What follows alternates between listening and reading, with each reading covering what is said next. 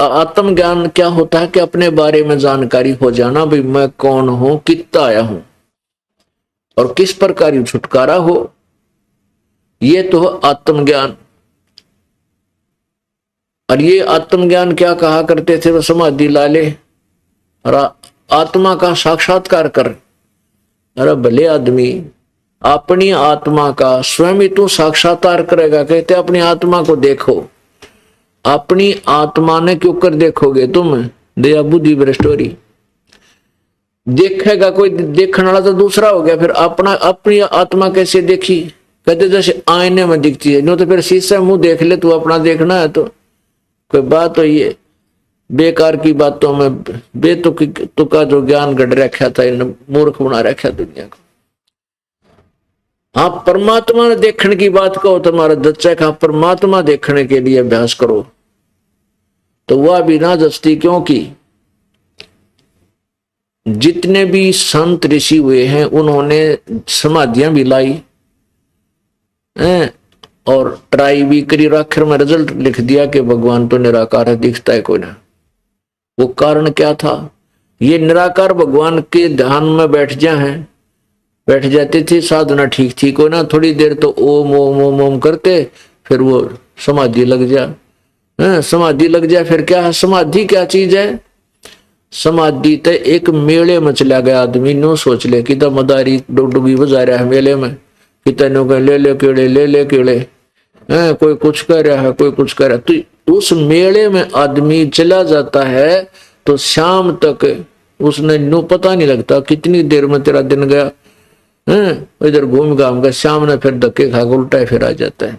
तो ये समाधि क्या चीज है कि इस हमारे शरीर में एक चैनल लगे हुए हैं, चैनल कमल, और ये जो समाधिस्थ वही व्यक्ति हो सकता है जिसके पूर्व जन्म की कोई ये अभ्यास पहले किया करता था पूर्व जन्मों में, और कुछ पुण्य इसके साथ है, तो वो समाधि सोने का वो हो जाता है। कैसे होता है, उसका कोई कुदरती पिछले जन्म का कोई कमल खुल रहा होता है। अंदर हमारे शरीर में कमल बने हैं, मूल कमल, स्वाद कमल, नाभि कमल, हृदय कमल, कंठ कमल। तो इनमें से उसका कोई कमल खुला हुआ होता पिछले संस्कारों से। हमने असंग जन्म हो गए, ये डलेड होता ना, पर खूब परमात्मा पाने की कोशिश कर रहे हैं, पर तो रास्ता ठीक ना होने से हम यही रह जाते हैं। तो क्या होता है कि जैसे आप एक टीवी देख रहे हो, जिस चैनल को आपने ऑन कर दिया उसमें किसी में गाने आ रहे हैं कि तो फिर खेल शुरू हो जाएंगे, कोई एडवर्टाइजमेंट आ जाएगी ट्या ट्या, तो आप उसको देख रहे हो। फिर आप दूसरा चालू कर दिया तो दूसरे में जो भी प्रसारण आ रहा है वो दिखाई देने लग जाएगा। तीसरा शुरू कर दिया, तीसरे में कुछ और चीज आ गई आप। तो ऐसे शरीर में चैनल बने हुए, और ये चैनल जब किसी के ऑन हो गया तो वो उसमें खेल देखता रहा, ऊपर के सब ब्रह्मांड के नजारे। उस वहां जो ऊपर के लोग हैं वो बहुत ही सुंदर इस काल ने बना रखे हैं, बड़ा आकर्षण है। कि डांस हो रहे हैं, कि कुछ हो रहा है, कि कोई ऋषि बैठे हैं, कि तो झरने बह रहे हैं, कि अप्सराएं नाच रही हैं, कि गाने आ रहे अपने आप, जैसे गाने की आवाज आ रही है, गाड़ियां नहीं दिख रहा तो यूं देखो किसी गाँव है। तो जैसे सपने में धक्के खाया करें समाधि में, जो समाधिस्थ होकर के ऊपर धक्के खाता है, ऐसे भटकता रहता है। तो ऐसे हमने ये समाधिस्थ नजर आते हैं। तो फिर ये क्या करते हैं, और जब काफी समय हो जाता है इनको ऐसे मेडिटेशन करने का अभ्यास बन जाता है, तो कुछ दिन के बाद इनको कोई ना कोई रूप में, कोई विष्णु रूप में, कोई देवता रूप में, कोई गणेश रूप में, कोई ना कोई ये दिखाई दे जाता है। तो ये क्या कहते हैं, ओहो ये विष्णु जी भगवान है। और ओहो किसी को ब्रह्मा रूप में, काल शिव जी रूप में दर्शन दे देता है तो वो ऋषि कहता है शिव जी भगवान है। फिर वो देखते हैं भाई शिव जी भी भक्ति कर रहे हैं, ये भी समाधि में बैठा, फिर यू किसकी पूजा करता है? तो शिव जी से पूछते हैं तो वो कहता है विष्णु भगवान है। विष्णु से पूछते हैं कि शिव जी भगवान है। फिर वो कहते हैं ना भी भगवान तो दिखाई नहीं देता, वो तो निराकार है। ये इनकी थ्योरी उल्ट पुल्ट करके वहीं आ रुकती है। तो परमात्मा ये बताना चाहते हमारे को कि आत्म ज्ञान और परमात्म ज्ञान क्या है। कहते हैं कूप की छाया कूप के माही ऐसा आत्मज्ञाना। जैसे कुएं की कुएं की छाया और कुएं तक ही रह जाती है, बाहर उसका कोई लाभ नहीं। जैसे मकान बाहर बना हुआ, उसकी छाया में आदमी बैठ सके है, पशु पक्षी बैठ सके है, गर्मी से बच सकता कुछ समय के लिए। कहते कुएं की छात है कुएं के मां, तेरा ऐसा आत्मज्ञान, ऐसा आत्मज्ञान। यानी आपने नो पता लग गया हम महादुखी हैं और ये तो बहुत बुरा लोक है, तो आपके पास विधि नहीं, उस कुएं मत निकलने का कोई तरीका नहीं, तो वो ज्ञान भी व्यर्थ है।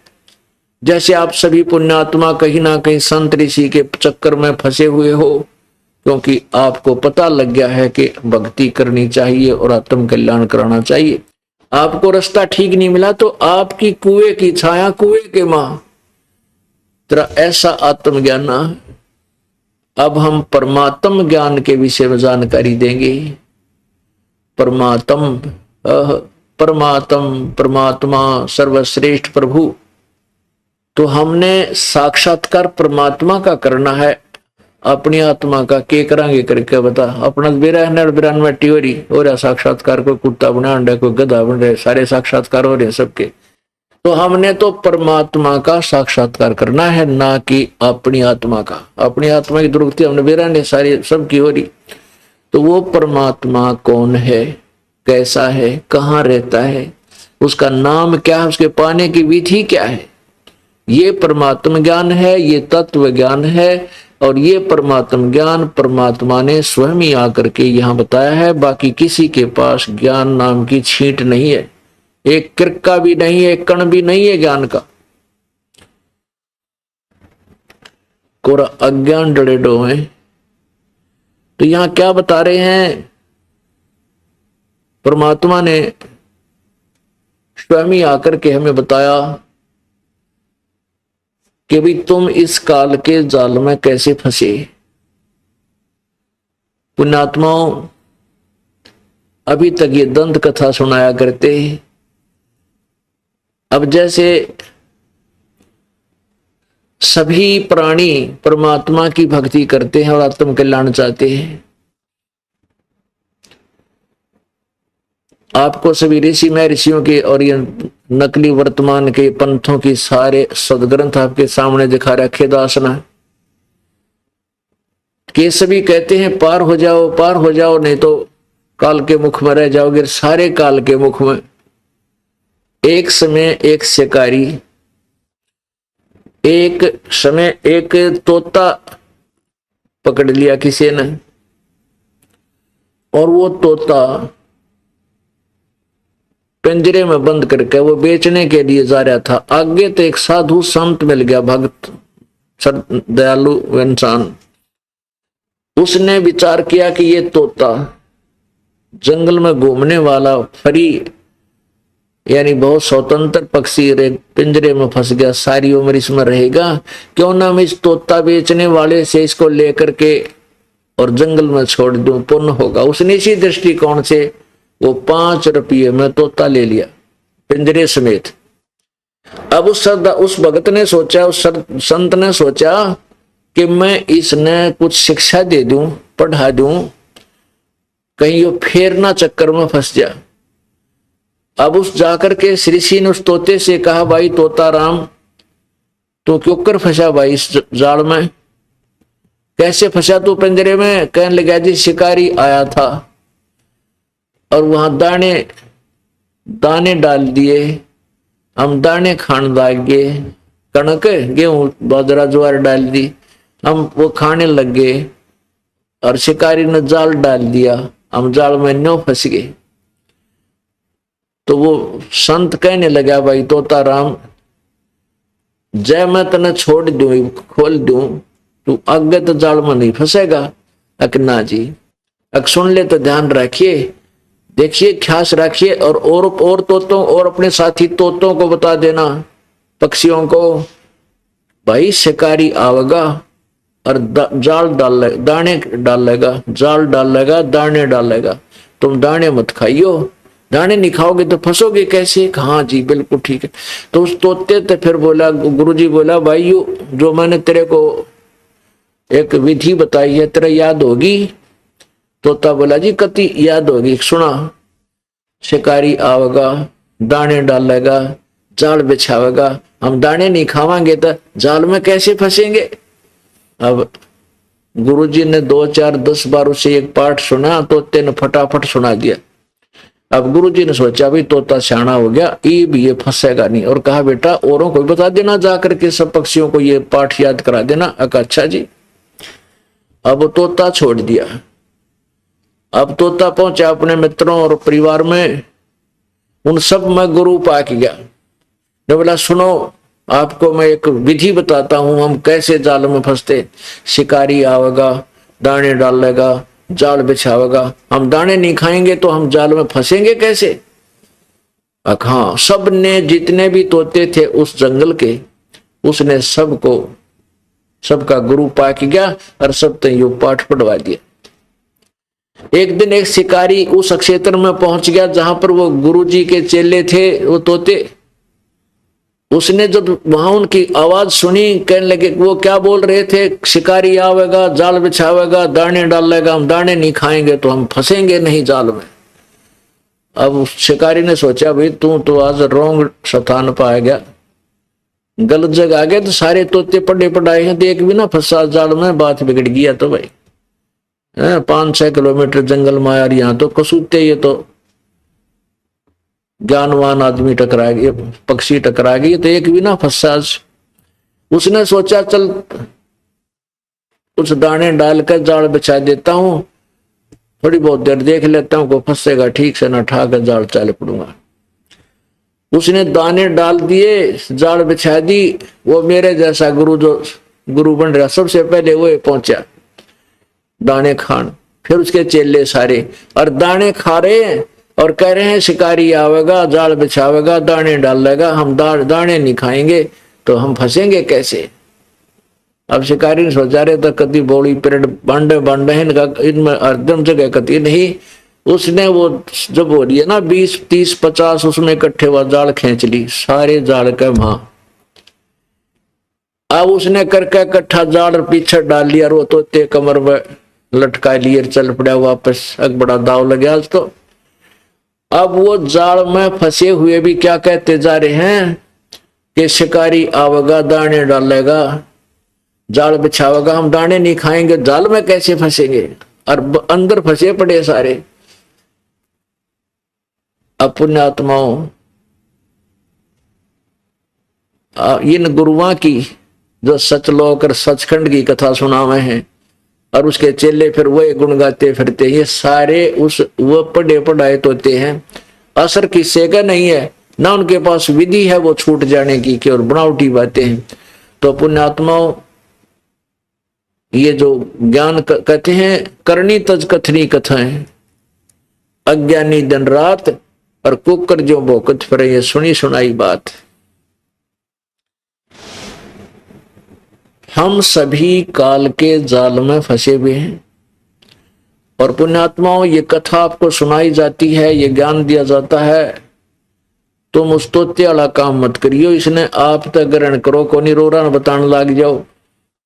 आप भी उसमें अमल करो और औरों को भी सुनाओ, और लेकिन दृढ़ करके काल के जाल से निकलने का सचमुच प्रयत्न करो।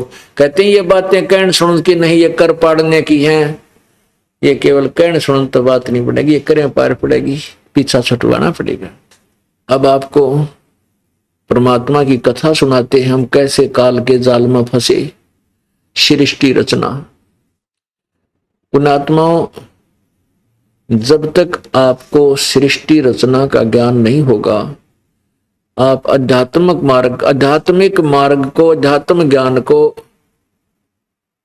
कह भी नहीं समझ सकोगे। सृष्टि ज्ञान को आपने कति रटना पड़ेगा। जैसा कि हम इन गुरुओं से सुना करते थे कि ब्रह्मा विष्णु महेश तो अजरो अमर हैं, इनके कोई माता पिता नहीं है, ये तो सर्वशक्तिमान है, सर्वेश्वर है, महेश्वर है, मर्तुंजय है, कालज्य है, पता नहीं क्या उपमा दे रखी थी। और ये खुद कहते हैं हमारा तो जन्म और मृत्यु होता है, इनके माता पिता लिखे हुए इनकी जीवनी में, इन पुराणों में लिखा हुआ। और ये हमारे जो पूर्वज थे, हमारे हिंदू धर्म के गुरुजी थे, वो हमारे माता पिता पूर्वजों को ये भी नहीं बता सके इन पुराणों में लिखा क्या है, केवल दंत कथा सुनाते थे, उनके विपरीत ज्ञान देते थे। अब ये कथा आपको सुनाएगा ये दास, जो प्रथम बार सुनेगा उसको तो ऐसा लगेगा जैसे ये बनावटी सी बातें हैं, और जब आपके को ये दास प्रमाण दिखाएगा आप दांतों तले उंगली दबाओगे को हो सचमुच या तो सारी कहानी ऐसे थी। सबसे पहले केवल एक परमात्मा सत्य पुरुष, सत्य पुरुष का वास्तविक अर्थ होता अविनाशी परमात्मा, अविनाशी प्रभु। वो अनामी लोक में रहता था, अकय लोक भी बोलते हैं उसको, अकय लोक।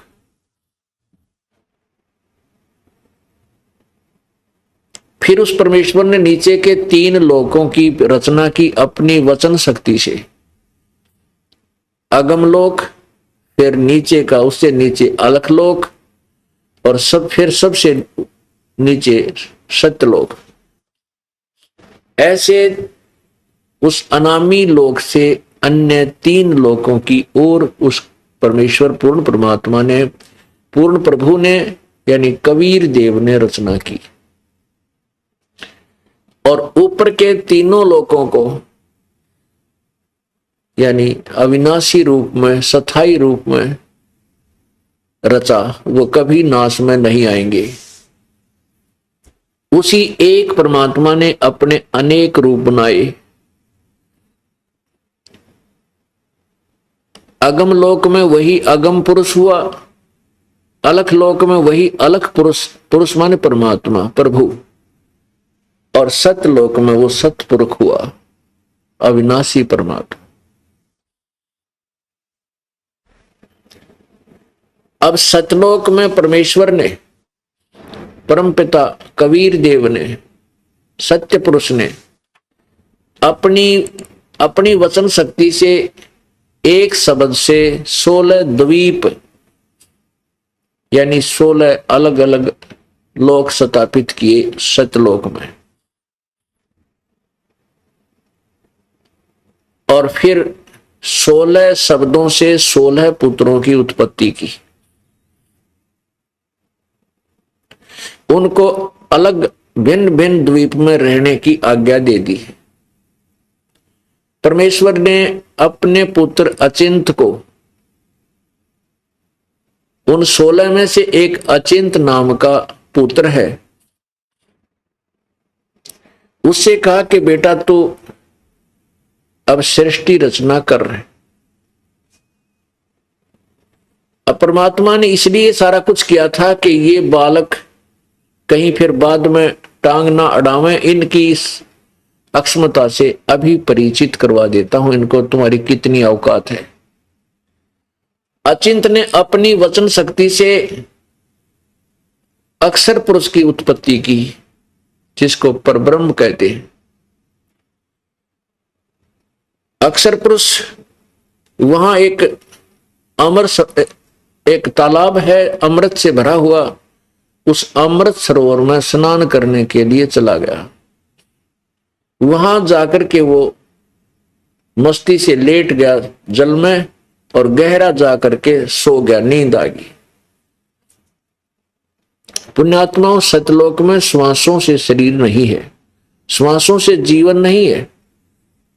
वहां शरीर जो है असनाविरम अकायम, शुक्रम अकायम असनाविरम, वो शुक्र से बनी हुई, माता पिता के योग से बने हुए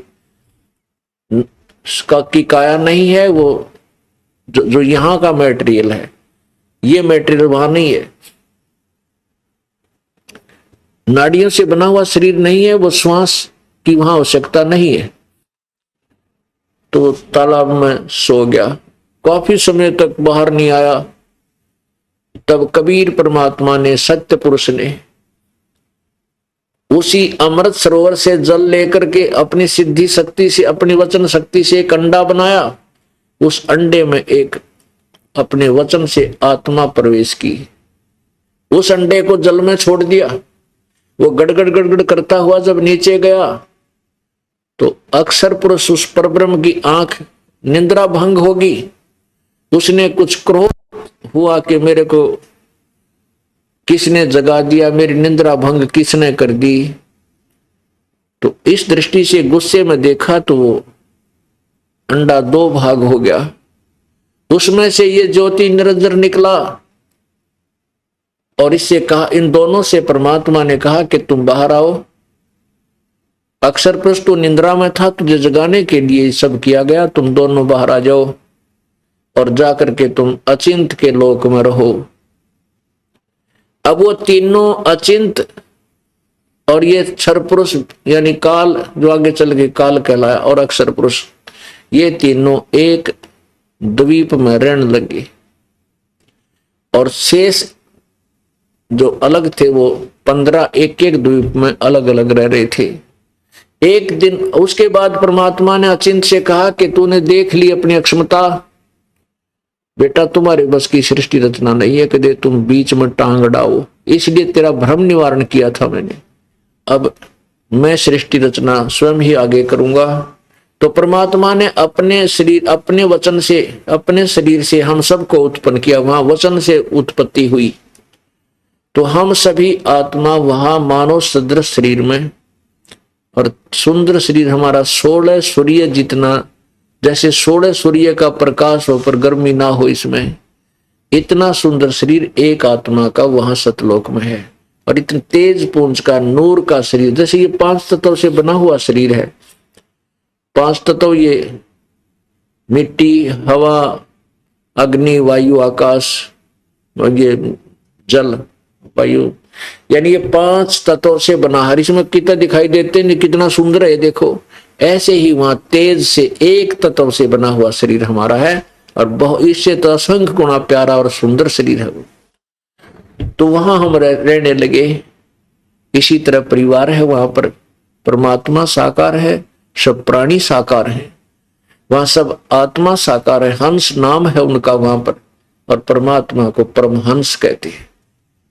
हम सभी वहां रह रहे थे, कोई दुख नहीं था, कोई शरीर में कोई रोग नहीं था, और सारी सुविधाएं थी वहां पर। 4 मुक्ति जहां चंपी करती माया होरी दासी। होय होय, यहाँ कितनी साधना करके, ना जाने कितने समय तक तप साधना तपसत करके चौथी मुक्ति, 4 मुक्ति प्राप्त होती है। और वो मुक्ति भी एक दिन नष्ट हो जाती है, वो समय भी समाप्त होता है, स्वर्ग महास्वर्ग का भी। और फिर जीव का जीव 84 लाख योनियों में गधा कुत्ता सुअर बनता है। और सतलोक के अंदर परमात्मा बताते हैं कि ये 4 मुक्ति जहां चंपी करती, तेरे पैर दबाती है, इतना सुख है। और ये माया हो रही दासी, जहां हम यहाँ माया समझते हैं भाई, अच्छा खान पीन न हो, बढ़िया कोठी हो, कार हो, कहते इससे असंख्य गुणी सुविधा तेरे चरणों में, वहां दासी रहेगी, तेरी हाजिर खड़ी रहेंगी, ये सब सुविधाएं। और फिर दूसरा क्या होगा कि दास गरीब अभय पद पर से, वो मिले राम अविनाशी। अब वहां हमारा सुंदर शरीर था। अब जैसे आप किसी भी संत की, पंथ की, ये सतलोक का ठेका ले रहे हैं, कौन? राधा स्वामी और धन धन सतगुरु वाले, ये कृपाल वाले, ये ठाकुर जी वाले, ये जय गुरुदेव वाले। किसी ने पूछ ले सचखंड में भगवान सतलोक में कैसा? चेतन ही चेतन है, प्रकाश ही प्रकाश है। उड़ा घुमा फिरा के बात ने उल्टी खींच देते और कहते हैं आत्मा परमात्मा में जाके लीन हो जाती है, वहां तो चेतन ही चेतन है। अरे वहां भगवान निराकार है, तो आत्मा की एक गड्ढे की उड़े जाके क्या करेगी आत्मा? बता, टिंडे लेगी।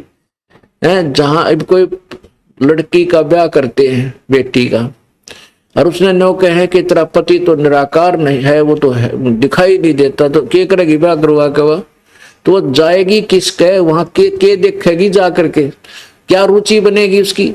तो ऐसे ही पुण्यात्मा ये हमने मूर्ख बना रहे थे, ज्ञान था ही नहीं। सुनी सुनाई कबीर साहब का कबीर साहब का एक शब्द चोरी कर लिया इन्होंने।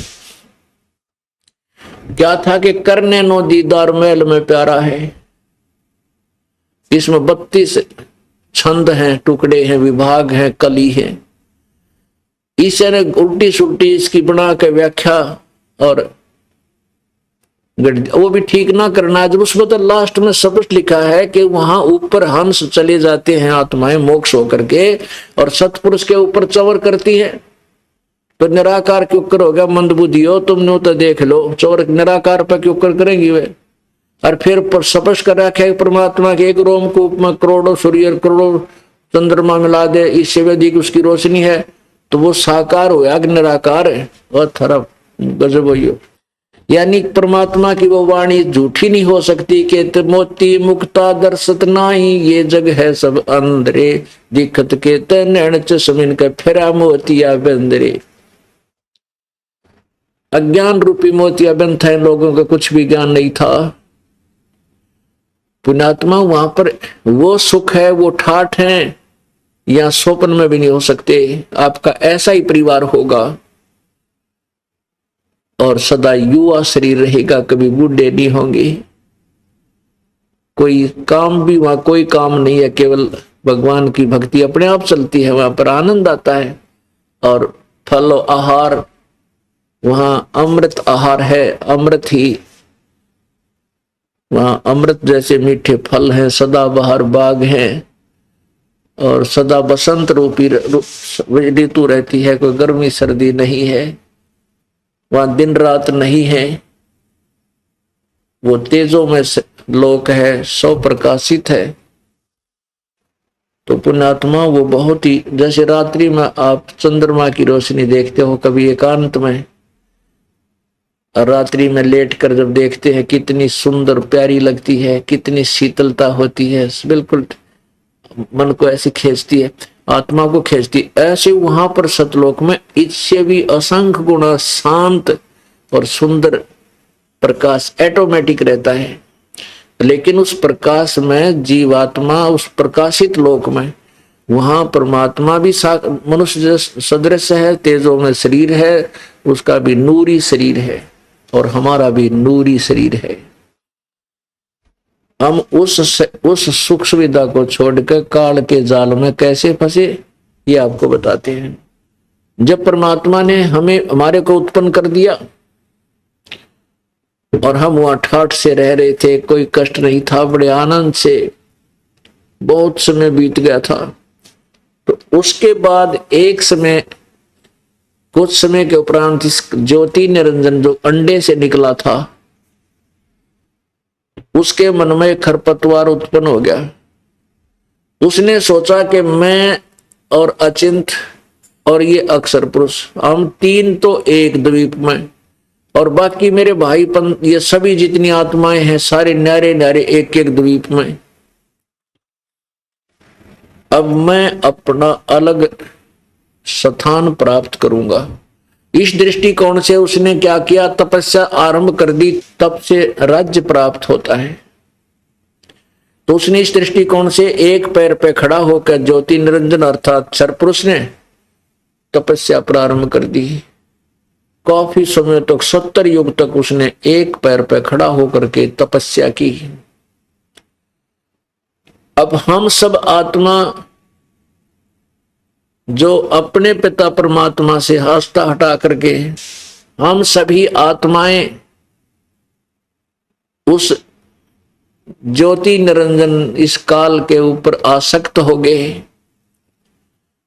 केवल इस बात पे कि देखो एक कितना तप कर रहा है, वो कितनी देर से खड़ा हो, हम इसको चाहने लग गए, हम पतिव्रता पद से गिर गए।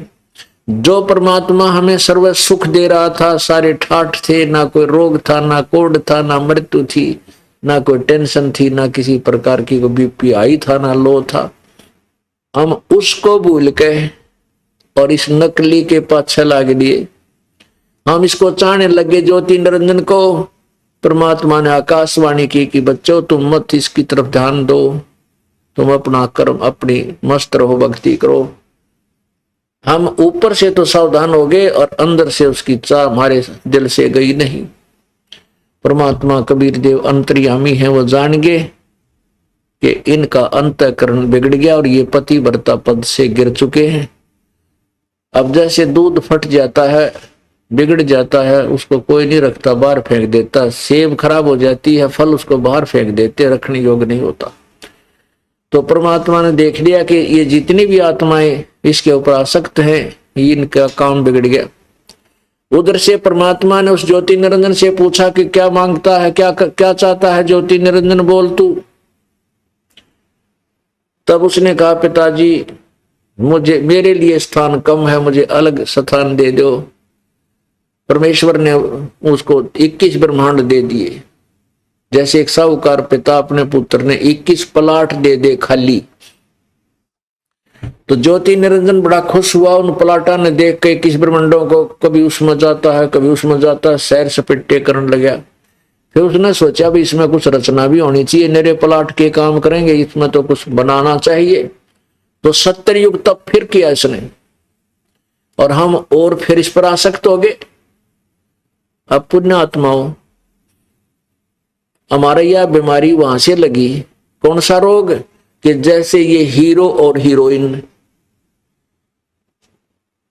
ये अपने पेट की खातिर, अपने स्वार्थ विच नाचा कूदी उछलम कूदम हार श्रृंगार बना के पता नहीं के किस प्रकार का रूप बना लेते हैं, और हम इनको चाहने लग जाते हैं, नादान बालक युवा उम्र के। और लेना एक न देने दो उन तक।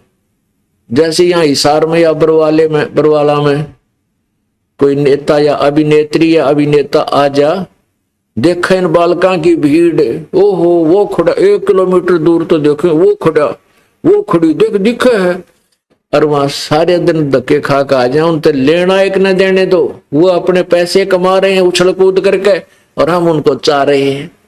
यह बीमारी हमारा वहां लगी थी सतलोक में, और उसने यह दुर्गति करवा दी हमारी। तो हम ऐसे इस काल को चाण लागे, लेना एक न देने दो को बात ने बताई से के मिला हमने। जब इसने 70 युग सेकंड टाइम तप किया, तो प्रभु ने पूछा कि ज्योति निरंजन के चाह है तू भाई? ज्योति निरंजन ने कहा, परमात्मा मुझे कुछ कंस्ट्रक्शन मटेरियल दे दो, रचना की सामग्री दे दो। तो परमात्मा ने इसको 5 तत्व और 3 गुण दे दिए, ले बेटा खेल खिलौना दे। अब इस काल ने सोचा, चल मैं इसमें कि मैं रचना भी कर लूंगा, कंस्ट्रक्शन भी कर लूंगा, फिर कोई जीव मेरे साथ नहीं आते, अकेला इस महल में करूंगा क्या, मकानों में। इसने सोचा मुझे कुछ आत्मा भी चाहिए। तो इस ज्योति निरंजन ने 64 युग तप जब फिर कर लिया, तो परमात्मा ने पूछा, भाई क्या चाहता है निरंजन? जो मांगा था तुझे मैंने दे दिया, वो क्या डिमांड रहेगी तेरी? तब ज्योति निरंजन ने कहा, पिताजी मुझे कुछ आत्मा दे दो, मेरा अकेले का दिल नहीं लगता। परमेश्वर बोले, नहीं भाई, ये मेरी आत्मा है, मेरे शरीर से निकली है, मेरे बच्चे हैं ये। अब तुझे कैसे दे दूं? तू इनकी दुर्गति करेगा, बिरानमट्टी करेगा। ने बोला, नहीं पिताजी, मैं सत्य का राज करूंगा, जो जिसा कर्म करेगा सबसे फल दे दूंगा। पहले परमात्मा ने ये से वचनबद्ध करवा दिया जानबूझ करके। ये आत्मा तो कंडम है, यहाँ रखन जोगी रही को ना सतलोक में, और इस काल का फंसेंगे कदे न और काल ना कर दे। इसलिए पहले इसे कहला दिया कि जो जैसे कर्म करेगा मैं वैसे ही फल दे दूंगा, मैं दुखी नहीं करूंगा। अच्छा, परमात्मा बोला, भाई देख, तेरे किसी भी जप तप के बदले में आत्मा नहीं दे सकता। हाँ, एक तरीका है, यदि कोई तेरे सब इच्छा से अपने तेरे साथ जाना चाहती है इन आत्माओं में, तो तू ले जा, पूछ ले इनसे। अब वो ज्योति निरंजन ये ब्रह्म सरपुरुष हमारे पास आया, और हम इसके आते इसके चारों तरफ इकट्ठे हो गए। जो आज ये कुत्ते गधे सुअर चींटी हाथी राजा ब्रह्मा विष्णु महेश और बने बैठे हैं दुर्गा, ये सारे वहां थे, और इसके चारों तरफ इकट्ठे हो गए। ये कहने लगा, मैंने तप करके पिताजी से अलग से ब्रह्मांड लिए हैं, वहां ये बनाऊंगा, दूधा की नदी बहाऊंगा, फलदार वृक्ष खिलाऊंगा और ऐसे करूंगा, मेरे साथ चलोगे तुम? हम तो पहले तैयार थे, क्योंकि हम तो फंस चुके थे, इसके आसक्त हो चुके थे इस पर। तो हमने कहा, आप जी ने कहा, परमात्मा हमें बता रहे हैं, ये दास परमेश्वर की तरफ से सुना रहा है और अपने आप को भी आपके साथ ही लगा के कह रहा है। फिर हमने क्या कहा कि यदि हम चल पड़ेंगे तेरे साथ, लेकिन पिताजी की आज्ञा हमें मिल जाए तो चलेंगे, पिताजी की आज्ञा दिला दो। तब ज्योति निरंजन ने कहा, पिताजी वहां जाकर के परमेश्वर के पास के पिताजी कुछ आत्मा मेरे साथ चलने को तैयार है, स्वीकृति दे रही हैं। परमात्मा ने कहा, परमेश्वर कबीर देव ने, सत्य पुरुष ने, कि मेरे सामने चल, मेरे सामने हाँ भरवा दे, मेरे सामने स्वीकृति देंगे तो मैं भेजूंगा, तेरी बात का विश्वास नहीं करता। परमात्मा कबीर देव जी आगे और ज्योति निरंजन खड़ा, हम वहीं खड़े बैठ गए सारे एकदम। परमात्मा ने कहा, भी जो भी ज्योति निरंजन के साथ इसके लोकों में जाना चाहता है, हाथ खड़ा करो। खड़े होकर के स्वीकृति दो। अब सब के सब चुप, सन्नाटा छा गया कि अपने पिता के सामने क्यों करके हम इसके साथ जाएंगे। एकदम शर्मिंदे हो गए, नीचे नाड़ कर ली। परमेश्वर ने कहा कि ज्योति निरंजन, तू तो कह रहा था कुछ जाना चाहते, तो कोई नहीं बोल रहा। तब एक आत्मा ने सोचा कदे बात बिगड़ जाए और स्वीकृति ना मिले, फटाफट खड़ी होगी। सबसे पहले देर किया, हिम्मत की। अब काल के जाल में फंसने की हिम्मत की उसने, सबसे पहले खड़ा होकर कहा, मैं जाना चाहता हूं। तो उसके बाद तो हम सभी ने हमने सोचा कदे ये कर दिया काम, सारे सुख ने लूट जा, हम पाछे रह जा। तो हम सभी खड़े हो गए, सौरे जितने ये असंख्य प्राणी की, ये जितने कीटाणु भी बने, मच्छर माखी बने हैं यहाँ पर, तो हम सभी खड़े हो गए। तो परमात्मा ने कहा, भाई ठीक है ज्योति निरंजन, अब ये जितनी भी आत्मा ने तेरे साथ चलने की स्वीकृति दी है, इनके कोड वर्ड मेरे पास है, इनका मैंने पहचान कर ली है, और जा तू अपने 21 ब्रह्मांडों में, मैं इनको तेरे पास भेज दूंगा, लेकिन और तरीके से भेजूंगा। परमात्मा ने सभी का सूक्ष्म रूप बना दिया, बीज रूप, अति सूक्ष्म। और जिस आत्मा ने सबसे पहले स्वीकृति दी थी खड़ा होकर के, उसका एक लड़की बना दिया, युवा लड़की, जवान लड़की, और उसके अंदर अपने शब्द शक्ति से हम सभी को दुर्गा के शरीर में प्रवेश कर दिया। और परमात्मा ने कहा, बेटी मैंने तेरे को शब्द शक्ति दे दी है, तो ज्योति स्वरूप निरंजन के पास जा, वो जितने भी जीव कहे तू वचन से, शब्द से उत्पन्न कर देना। परमात्मा ने उस लड़की को आकार लड़की का अवश्य दे दिया था, लेकिन उसको प्रजनन इंद्री नहीं लगाई थी। अब अपने पुत्र, एक और पुत्र, जो 16, सबसे पहले 16 पुत्रों में से एक सहज दास है, एक जोग जीत है, जिसको योग संतान भी कहते हैं। तो उनमें से सहज दास से कहा कि जा बेटा, अपनी बहन को तो निरंजन के पास छोड़ के आ, और उसको बता देना कि मैंने इस बहन को, बेटी को आशीर्वाद दे दिया है, वचन शक्ति दे दी है, और सभी आत्मा इसके शरीर में प्रवेश कर दी जो तेरे साथ आना चाह थी। ये अपने वचन से ये जितने तू जीव कहेगा बना देगी। अब सहजदास ने जाके ज्योति नंदन के पास वो युवा लड़की अपनी बहन खड़ी कर दी और कहा, पिताजी का आदेश है भाई, ये लड़की, ये दुर्गा, वो प्रकृति देवी, जिसको प्रकृति देवी कहते हैं, जिसको दुर्गा भी कहते हैं, शक्ति भी कहते हैं, अष्टांगी भी कहते हैं, वो वहां खड़ी कर दी और कहा कि इसको पिताजी ने शब्द शक्ति दे दी है, वचन शक्ति दे दी है, जितने जीव कहेगा या बना देगी, उत्पन्न कर देगी वचन से। ये कहकर के सहजदास तो वापस आ गया। उधर से युवा लड़की को देख करके ज्योति निरंजन के मन में दोष आ गया। इतना आत्मा में दोष भर गया कि उसने लड़की के साथ बलात्कार करने की चेष्टा की। लड़की ने कहा, ज्योति निरंजन तू बात सुन मेरी, देख पहले तू मेरा बड़ा भाई है, क्योंकि हमारे से पहले तेरी उत्पत्ति अंडे से हुई है, और मैं तेरी छोटी बहन हूं, और बहन भाई का ये ऐसा कर्म घोर पाप है भाई, तो मुझे टच मत कर। लेकिन इतना विषय वासना वश हो गया ये पाप आत्मा ज्योति निरंजन, ये इसने आगा देखा ना पीछा देखा, और लड़की को जबरदस्ती ग्रहण करने की चेष्टा की। अब दुर्गा ने और कोई तरीका नहीं देखा, अपनी इज्जत रक्षा का सूक्ष्म रूप बनाया, जिसके जो से मुंह खोल रखा था बकवादों में, मुंह के द्वारा पेट में शरण ले ली।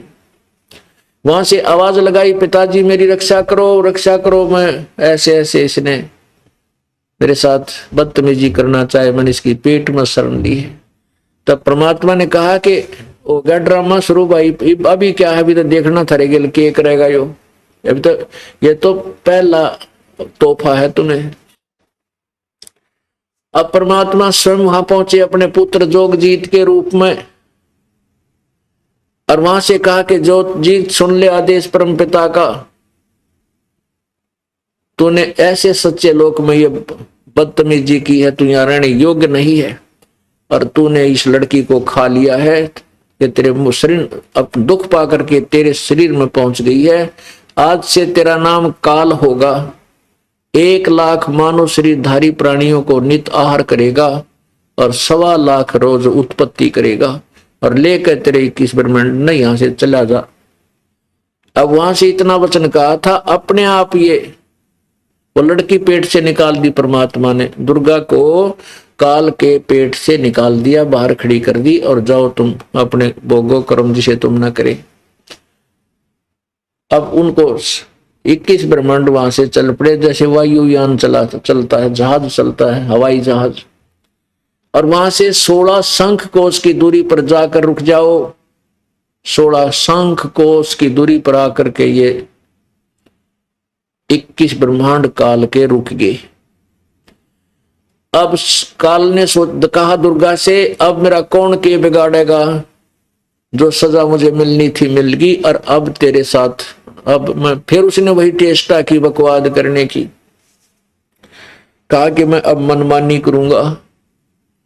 दुर्गा ने फिर कहा कि ज्योति निरंजन, पहले तो तू मेरा बड़ा भाई, मैं तेरी छोटी बहन, एक पिता की संतान, और दूसरे में तेरे पेट से बाहर आई तेरी बेटी होगी, कम से कम कुछ तो लिहाज रख ले, ऐसा जुल्म ना कर, मेरे पास वचन शक्ति है, मैं जितने तू जीव कहेगा मैं उत्पन्न कर दूंगी।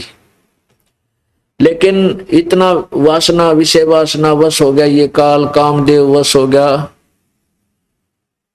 इसने एक नहीं सुनी, दुर्गा से जबरदस्ती शादी की, और 3 पुत्रों की उत्पत्ति की, ब्रह्मा विष्णु महेश इनके नाम रख दिए, तीनों को एक एक गुण युक्त कर दिया, रजगुण ब्रह्मा, सतगुण विष्णु, तम गुण शिव जी बना दिया। अब पुण्य आत्माओं,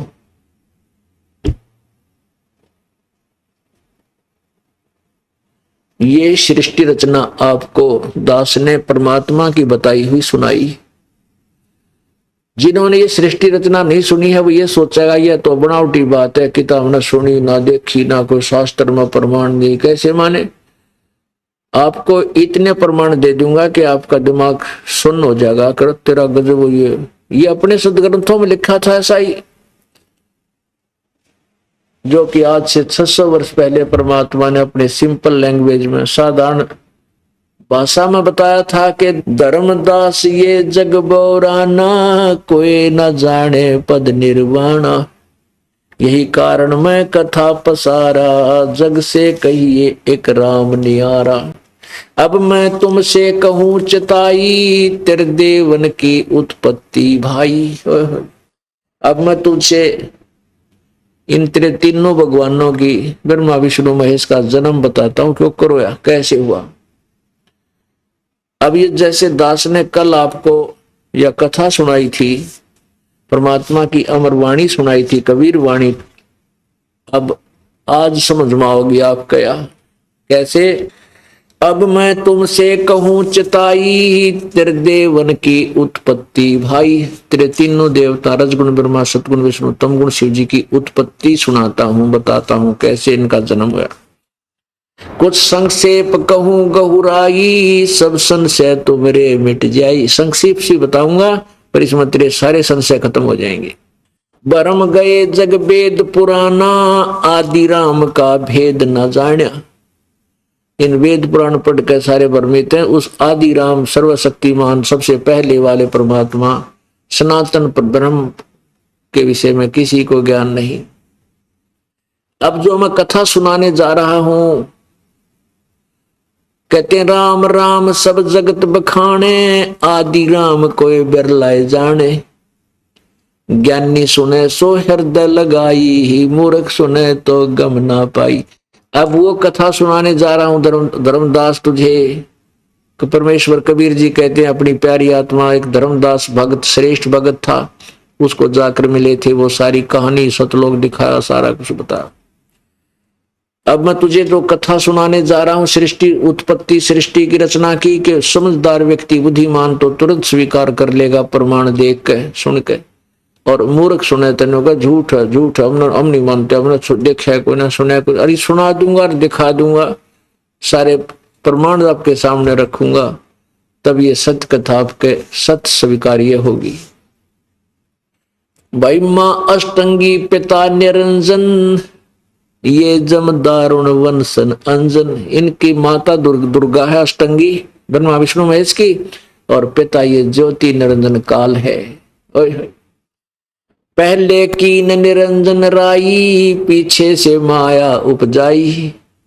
पहले तो ज्योति निरंजन की उत्पत्ति की परमात्मा कबीर जी ने स्वयं, अपनी महिमा आप ही बता रहा है, और पीछे से दुर्गा यानी सबको वचन से उत्पन्न किया। फिर दुर्गा ने सबसे पहले हाथ खड़ा किया, इसकी दुर्गा रूप दे दिया, इसको माया भी कहते हैं। पहले कीन निरंजन राई, पीछे से माया उपजाई। माया रूप देख अति शोभा, देव निरंजन तन मन लोभा। दुर्गा के सुंदर दूसरी रूप को देख करके कहते हैं ज्योति निरंजन का मन डगमग हो गया। काम देव धर्मराय सताए, देवी को तुरंत धर खाए। पेट से देवी करी पुकारा, हे साहेब मेरा करो उबारा। पेट तो आवाज लगाई, कहते टेर सुनी तब हम ता आए, अष्टंगी को बंद छुड़वाए। जब उसकी पुकार सुनी तो मैं वहां गया उसके 21 ब्रह्मंडों में, और दुर्गा को उसके पेट से निकाला, उसकी बंद छुड़वाई। सतलोक में कीन्हा दुराचारी, काल निरंजन दी नैनकारी। इन्होंने वहां दुराचार किया था ज्योति निरंजन ने, इसलिए वहां से ये भगा दिया था, यहां डाल दिया। माया समेत दिया भगाई, 16 शंख कोस दूरी पर आई। अष्टंगी और काल अब दोई, मंद कर्म से गए बिगोई। अब देखो कहते हैं ये काल और ये दुर्गा अष्टंगी, ये अपने ही दुष्कर्म के कारण विनाश को प्राप्त हुए।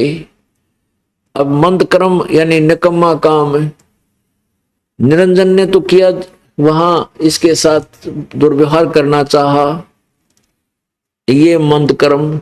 और दुर्गा ने मंद कर्म किया कि अपने पिता परम पिता को छोड़कर इस काल के ऊपर आसक्त हुई, इसलिए इसकी विरानुमाटी दुर्गति हुई। आप पढ़ कर देखो इस दुर्गा की दुर्गति, कभी तो महिषासुर इसका पाछा पड़ रहा है, कभी कोई साला राक्षस गेल भाज रहा है, कि तो इसकी और नाड़ काट दी किसी ने, कि तो कुछ हो रहा है। तो ये इतनी विरानुमाटी इसकी, यहाँ एक पल भी चैन नहीं इसको। अब क्या बताते हैं, अष्टंगी और काल अब दोई, मंद कर्म से गए बिगोई। धर्मराय को हिकमत की ना, नख रेखा से भग कर लेना। दुर्गा के स्त्री इंद्री नहीं थी, केवल रूप स्त्री का था, तो इस काल ने अपने नाखनों से ये भग बनाया, और फिर इसने 3 पुत्रों की उत्पत्ति की। धर्मराय को हिकमत कीना, नखरेखा से भग कर लीना। धर्मराय कीने भोग विलासा, माया को रही तब आशा। कहते हैं फिर दुर्गा गर्भवती होगी। 3 पुत्र अष्टंगी जाए, ब्रह्मा विष्णु शिव नाम धराए। 3 देव विस्तार चलावे, इनमें यो जग धोखा खावे। इस काल के विस्तार को ये 3 पुत्र काल के चला रहे हैं, और इन्हीं की पूजा में, इसी में ये लोग भोली आत्मा धोखा खा रहे हैं, इनकी पूजा में लगे हुए हैं। पुरुष गम कैसे कोई पावे, काल निरंजन जग भरमावे। अब कहते हैं उस परम पिता परमात्मा के विषय में कौन समझे, यो काल सभी को भ्रमित करके उल्टा ज्ञान दे देता है। पुरुष गम कैसे कोई पावे, काल निरंजन जग भरमावे। 3 लोक अपने सुत दीना, सुन निरंजन बासालीना। अपने तीनों पुत्रों को ये 3 लोक देकर और स्वयं ब्रह्मलोक में सबसे ऊपर के स्थान पर ये काल विराजमान है, सुन शिखर में बैठा है। 3 लोक अपने सुत दीना, अपने सुतों को अपने पुत्रों को दे दिया। और सुन निरंजन बासा लीना, अलख निरंजन सुन ठिकाना। ब्रह्मा विष्णु शिव भेद न जाना।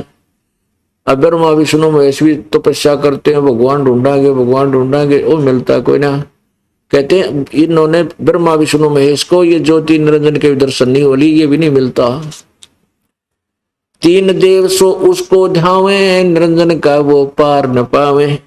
अलख निरंजन बड़ा बटपारा। इस ज्योति निरंजन को परमात्मा कबीर जी कहते हैं बड़ा बटपारा माने ठग धोखेबाज है यो। अलख निरंजन बड़ा बटपारा, 3 लोक जीव करे आहारा। 3 लोक के जीवों को खा रहा है। ब्रह्मा विष्णु शिव नहीं बचाए, सकल खाए पुन धूर उड़ाए। 3 तिनके सुत हैं तीनों देवा, अंदर जीव करते हैं सेवा। आय हाय कमाल कर दिया कबीर भगवान ने। कहते हैं ब्रह्मा विष्णु महेश को भी खावेगा, क्योंकि 7 ब्रह्मा की मृत्यु के बाद एक विष्णु की मृत्यु, 7 विष्णु की मृत्यु के बाद एक शिव की मृत्यु। ये स्वयं भी कहते हैं कि हमारा तो जन्म और मृत्यु होता, और हम इनको अजरो अमर सर्वेश्वर महेश्वर मान रहे थे। ये नकली गुरुओं की अपनी दंत कथा थी, यथार्थ ज्ञान नहीं था।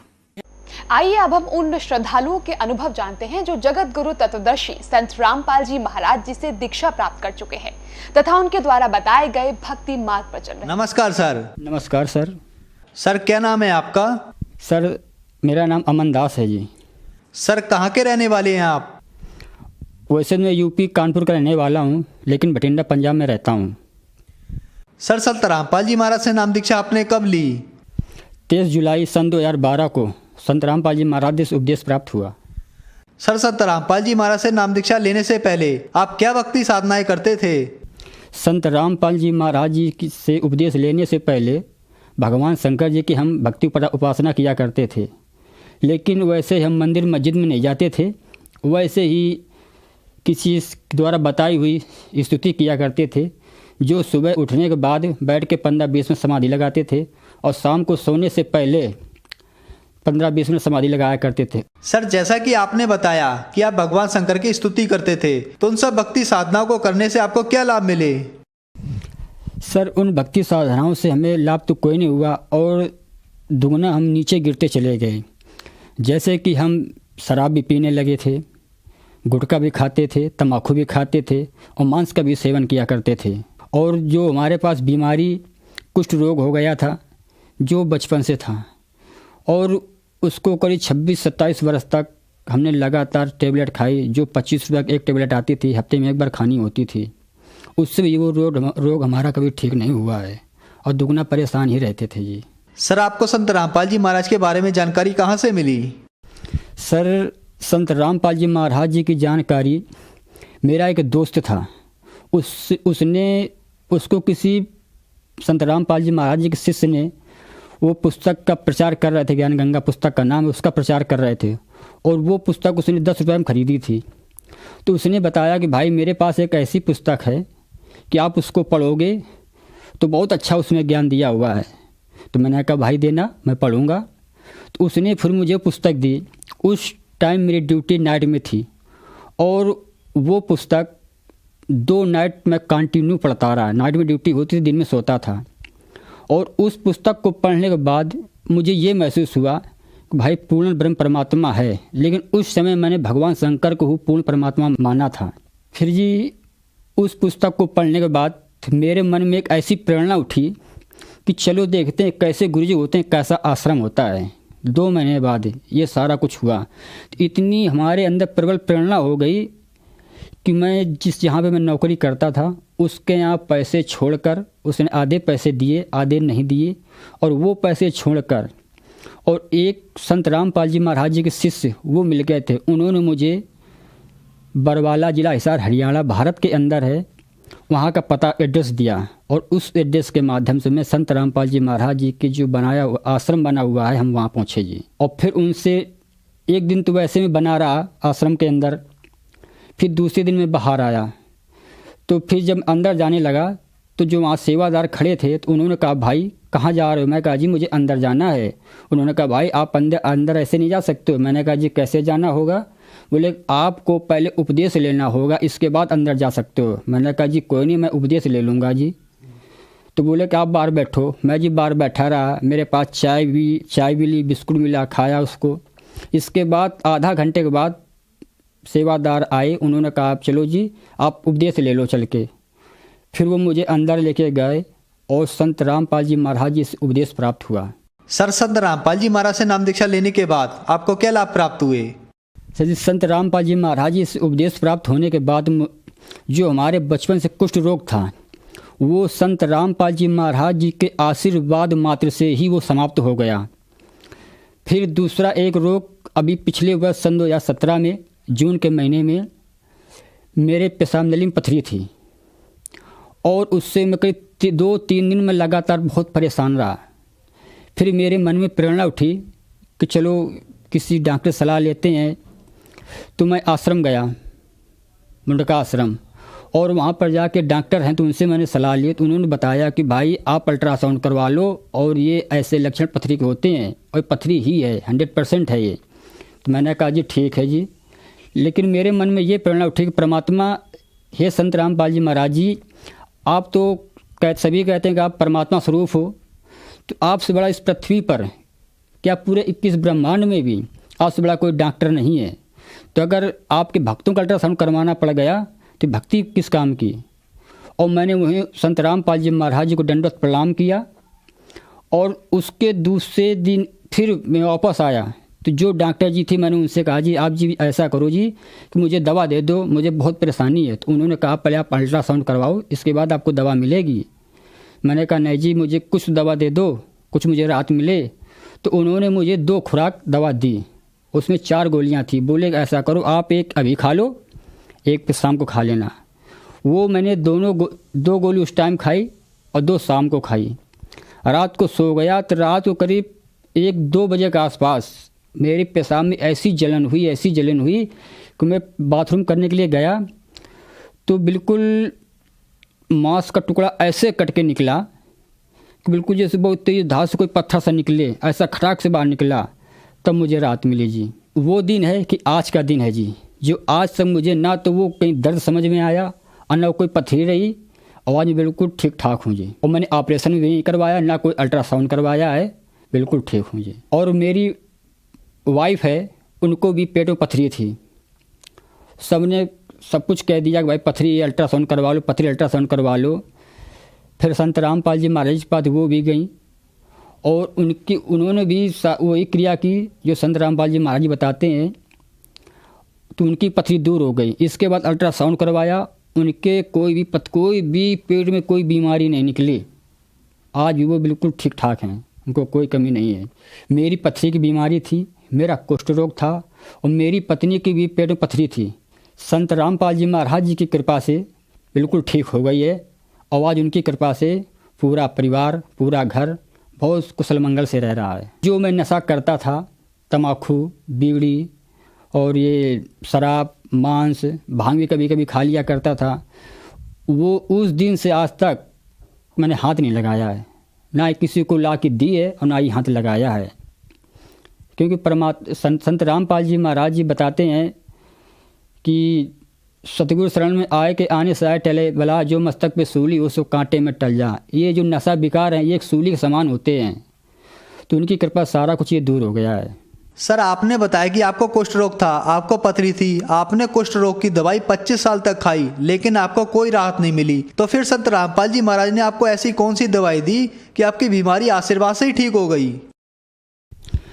वो जी संत रामपाल जी महाराज जी के द्वारा बताई गई भक्ति है, सदभक्ति है, जो वेदों में प्रमाणित, गीता में प्रमाणित है, और उन महापुरुषों के द्वारा बताई गई भक्ति है जिन महापुरुषों को कभी परमात्मा मिले हैं। तो वो मंत्र एक ऐसी शक्ति है जिससे सारे रोग दूर हो जाते हैं, और वो इस पृथ्वी पर सिर्फ संत रामपाल जी महाराज जी के पास वो मंत्र उपलब्ध हैं। वो जो अपने जो उनका शिष्य, जो उनका अनुयायी बनता है, वो मंत्र उन्हीं को दिए जाते हैं, और उन मंत्रों में इतनी प्रबल शक्ति है कि मौत भी टल जाती है। ये रोग क्या चीज़ है जी। सर जो श्रद्धालु आज आपको देख रहे हैं, आप उन्हें क्या संदेश देना चाहेंगे? सर दास ये संदेश तो नहीं दे सकता है। ये दास इस पृथ्वी पे जितने मानव प्राणी जीव हैं, मानव शरीर प्राप्त प्राणी हैं, इन सबसे हाथ जोड़कर प्रार्थना करना चाहता है कि अगर जो इन रोगों से, इन व्यसनों से, विकारों से दूर नहीं हो पा रहे हैं, तो वो संत रामपाल जी महाराज जी की शरण में आए और अपना ये उस मंत्रों की भक्ति की शक्ति के द्वारा सारे रोग दूर हो सकते हैं।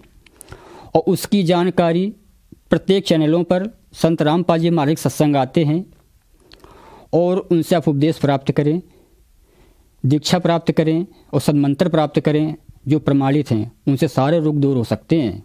सर संत रामपाल जी महाराज की शरण में कैसे आया जा सकता है? सर कई चैनलों पर संत रामपाल जी महाराज सत्संग आते हैं, और उनके नीचे एक पीली पट्टी चलती है, उसमें नंबर लिखे होते हैं। आप उन नंबरों को अपने मोबाइल से डायल करें, संपर्क करें, और उनसे जानकारी लेकर आपको नज़दीकी नामदान स्थल बताया जाएगा। आप वहाँ उपदेश ले करके अपने मानव जीवन का कल्याण करा सकते हैं।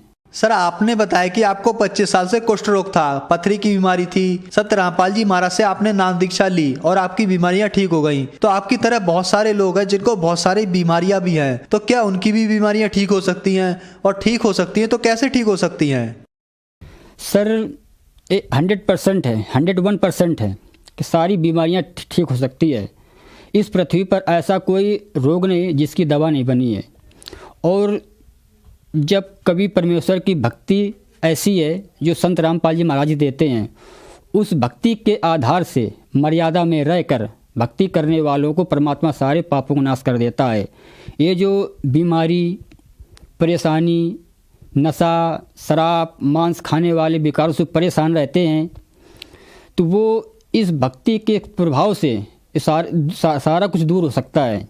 अगर वो शरण में संत रामपाल जी महाराज शरण में आएँ और उनके बताए द्वारा भक्ति विधि को अपनाएं, तो ये रोग कोई बड़ी चीज़ नहीं है, बहुत छोटी चीज़ है। जब संत रामपाल जी महाराज जी कैंसर जैसे भयंकर बीमारी को काट सकते हैं, मौत को भी टाल सकते हैं, तो छोटी बीमारी कोई बड़ी चीज़ नहीं है। आप इनसे मुक्ति पा सकते हो, लेकिन ये मुक्ति आपको तभी मिलेगी जब संत रामपाल जी महाराज जी से उपदेश प्राप्त करेंगे। धन्यवाद सर। धन्यवाद जी।